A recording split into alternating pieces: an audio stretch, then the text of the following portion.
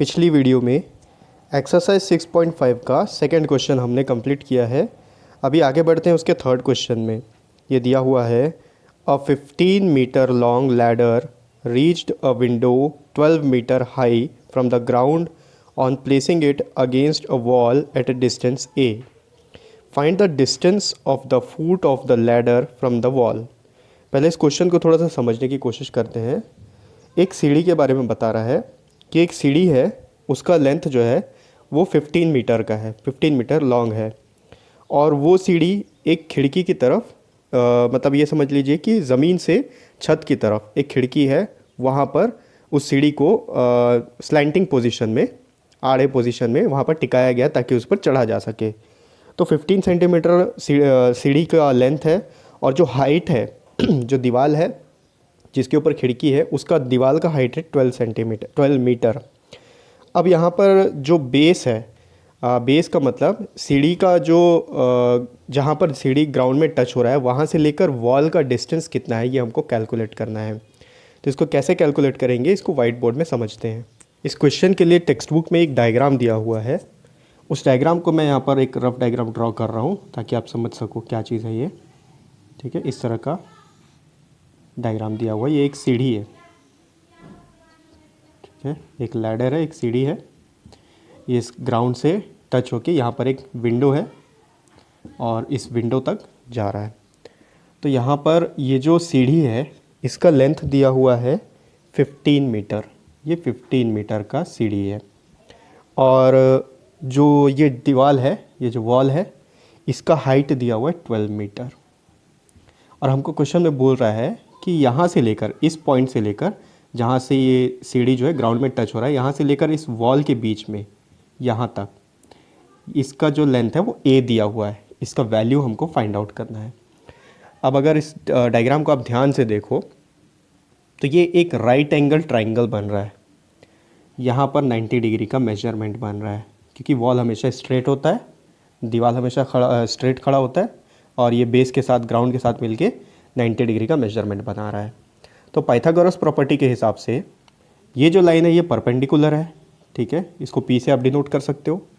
ये जो ग्राउंड है इसको बेस बोल सकते हैं, बी से डिनोट कर सकते हैं। और ये जो सीढ़ी है जो इस पोजीशन में, स्लैंटिंग पोजीशन में ग्राउंड से लेकर खिड़की तक जा रही है, इसको हाइपोटेनस बोल सकते हैं क्योंकि एक राइट एंगल ट्राइंगल है। आपको पता है प्रॉपर्टी में हम डिस्कस कर चुके हैं, पाइथागोरस प्रॉपर्टी में, क्योंकि जो परपेंडिकुलर साइड होता है उसको परपेंडिकुलर पी से डिनोट करते हैं, बेस को बी से और हाइपोटेनस को एच से। अब इस क्वेश्चन में आ जाते हैं। यहाँ पर सबसे पहले जो जो दिया हुआ है हम उसको लिख लेते हैं, ठीक है। गिवन दैट हाइपोटेनस दिया हुआ है 15 मीटर, ठीक है। परपेंडिकुलर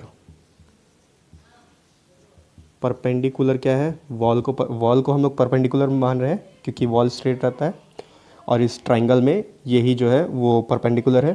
परपेंडिकुलर का दिया हुआ है 12 मीटर और बेस हमको फाइंड आउट करना है। यही तीन चीज़ होता है एक राइट एंगल ट्राइंगल में। तो अब यहाँ पर हमको पाइथागोरस प्रॉपर्टी यहाँ पर अप्लाई करना पड़ेगा। लिखेंगे by Pythagoras theorem. Pythagoras theorem क्या बोलता है, हाइपोटेनस का जो स्क्वायर होता है वो परपेंडिकुलर और बेस के स्क्वायर के सम के इक्वल होता है। यहाँ लिखेंगे H square is equals to P square plus B square. तो एच, अभी एच हम किसको लिए, इस सीढ़ी को, इसका लेंथ 15 मीटर है। यहाँ पर हाइपोटेनस हम लिख चुके हैं तो इसको लिखेंगे 15 का square is equals to P मतलब परपेंडिकुलर ये है, वॉल का जो हाइट है वो परपेंडिकुलर है, इसका लेंथ जो है 12 मीटर है, ये होगा 12 स्क्वायर प्लस बी का जो है वैल्यू यहाँ पर क्वेश्चन में, डायग्राम में हमको ए दिया हुआ है तो इसको ए मान के चलेंगे, ये लिखेंगे ए स्क्वायर। कन्फ्यूज़ नहीं होना है, ये जो बी है ये बेस के लिए है और ये जो बेस है इसका वैल्यू हमको ए दिया हुआ है, ठीक है। इस ए का वैल्यू हमको फाइंड आउट करना है। अब यहाँ पर स्क्वायर कर लेते हैं इसका, 15 स्क्वायर का मतलब 15 इंटू 15 मल्टीप्लाई कर लेते हैं। 15 को अगर 15 से मल्टीप्लाई करेंगे 5 5 ज़ा 25, 5 1 ज़ा 5 प्लस 2 7, 1 5 ज़ा 5, 1 1 ज़ा 1, ये हो गया 5, 7 प्लस 5 12, 1 प्लस 1 2, इधर हो गया 225 इज इक्वल्स टू 12 का स्क्वायर आता है 144, ये 2 2 ज़ा 4, 2 1 ज़ा 2 इंटू 1 2 ज़ा 2, 1 1 ज़ा 1, ये हो गया 4 4 1, 144 प्लस ए स्क्वायर। अब ए स्क्वायर का वैल्यू फाइंड आउट करना है, ये वेरिएबल है, तो इस टर्म को, ये जो 144 है, इस नंबर को लेफ़्ट साइड शिफ्ट कर देंगे हम, या फिर आप इसको इस तरीके से लिख सकते हो a square plus 144 is equals to 225। दोनों का मतलब एक ही है, लेफ्ट हैंड साइड वाले सारे नंबर्स राइट हैंड साइड में आ गए और राइट हैंड साइड वाला लेफ्ट हैंड साइड में। अब इसको यहाँ से यहाँ शिफ्ट कर देते हैं, ये होगा a square is equals to 225 minus 144। 144 इधर राइट साइड, सॉरी इधर प्लस में है, राइट साइड जाएगा तो माइनस में हो जाएगा, तो यहाँ सब्सट्रैक्ट कर लेते हैं। 225 में से 144 को अगर सब्सट्रैक्ट करेंगे तो 5 माइनस 4 हो गया 1, ये 12 हो जाएगा, ये हो गया 11, 12 माइनस 4 हो गया 8, 1 माइनस 1 0, ये आ गया 81। ठीक है, ए स्क्वायर इज इक्वल्स टू 81। अब यहाँ पर ए स्क्वायर का वैल्यू मिल गया है 81, लेकिन हमको फाइंड करना है ए का वैल्यू, तो इसके स्क्वायर रूट निकालना पड़ेगा। स्क्वायर रूट कैसे निकालते हैं, एलसीएम निकाल के स्क्वायर रूट निकाला जाता है। स्क्वायर रूट अभी आपके पोर्शन में नहीं है, इसलिए मैं स्क्वायर रूट के बारे में नहीं बता रहा हूँ, कुछ सिंपली जो इसके स्क्वायर्स हैं उसको कैंसिल कैसे करते हैं ये बताता हूँ। तो ये देखिए, ये 81 है, ठीक है। 81 को अगर आप 3 से सबसे पहले डिवाइड करके देखते हैं, 3 से डिविजिबल है, 3 2 ज़ा 6 और इधर गया 3 7 ज़ा 27, सॉरी 3 7 ज़ा 21, फिर 3 से डिविजिबल है 9 टाइम्स में 27, ये भी 3 से डिविजिबल है 3 टाइम्स में, लास्ट में बच गया 3। तो इसका जो एलसीएम आ गया, ये आप आ गया a square is equals to 3 into 3 into 3 into 3। ठीक है, इसको इस तरीके से लिख सकते हैं, 3 इंटू 3, 3 इंटू 3।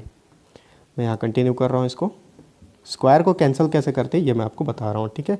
जैसे ये ए स्क्वायर का 81 वैल्यू आ गया, अभी हमको चाहिए ए का वैल्यू, उसके लिए 81 का स्क्वायर रूट निकाला जाता है। तो स्क्वायर रूट अभी आपके पोर्शन में नहीं है, इसलिए मैं इस तरीके से बता रहा हूँ, और स्क्वायर रूट निकालने का भी तरीका यही होता है, ठीक है। तो ये होगा a square is equals to, ये 3 इंटू 3 हो गया 9, इंटू ये 3 इंटू 3 हो गया 9, ठीक है। अब 9 इंटू 9 को 9 स्क्वायर लिख सकते हैं, ये हो गया a square is equals to 9 square. अब दोनों साइड स्क्वायर है, लेफ्ट हैंड साइड में भी और राइट हैंड साइड में, तो दोनों को कैंसिल कर देंगे, ये होगा कैंसलिंग स्क्वायर्स,